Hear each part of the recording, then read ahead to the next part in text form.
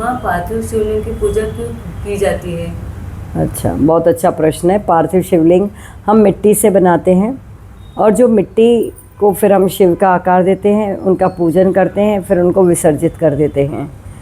इसका बहुत गहन अर्थ है। कैसा है, देखिए, राम जी ने भी शिवलिंग की स्थापना की थी जब वो लंका के उस पार जाना चाह रहे थे। सीता माँ को जब उनको मुक्त कराना था रावण के लंका से, राज्य से, तब उन्होंने रामेश्वर भगवान की पूजा की। उन्होंने भी बालू के शिवलिंग बनाए। अब इसके अर्थ को हमको सीखना है और जानना है, तभी ईश्वर के समीप हम पहुंच पाते हैं। पार्थिव का क्या अर्थ होता है? जो बना और मिट जाता है।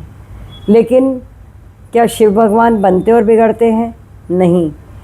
जिस प्रकार से हमारा ये जो पिंड है, हमारा ये जो पार्थिव शरीर है, इसमें हमें भावना से अपनी भावनाओं से, पवित्र भावनाओं से जब हम अपने विचार में शुद्धता लाते हैं, पवित्रता लाते हैं, फिर वो एक मिट्टी के कणों को जोड़ करके, जो पहले मिट्टी है, कोई आकार नहीं है उसमें, उसको एक आकार देते हैं और आकार देते ही हम उसको शिवलिंग के समान पूजने लगते हैं और फिर उनको विसर्जित कर देते हैं। अर्थात हमारा पार्थिव जो शरीर है, ये भी मिट्टी के रजकणों से बना हुआ है, पंचभूत से बना हुआ है। जिस प्रकार से उसमें भी हम जल डालते हैं, वायु भी है, वहाँ आकाश भी है, अग्नि भी है। अग्नि तो सर्वत्र है। अग्नि का अर्थ ऐसा नहीं है जो हमें दिख रही है उतनी ही अग्नि है। अग्नि मतलब उष्णता, एक गर्माहट।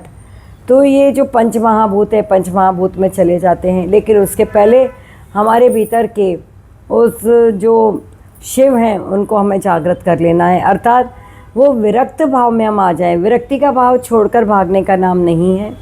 लोग समझते हैं कि अध्यात्म या संन्यास भाग जाने का नाम है। नहीं, अपने आप को समझ करके प्रभुमय होने का नाम है, क्योंकि आप वही हैं। आप अन्यत्र यहाँ कोई भी नहीं है। लेकिन हमारे बुद्धि में जो भ्रम है कि मैं जीव हूँ, मैं मनुष्य हूँ, ईश्वर, जीव और जगत, ये तीन प्रकार के भेद हमारी बुद्धि में हैं। वास्तव में वहाँ कोई भेद नहीं है।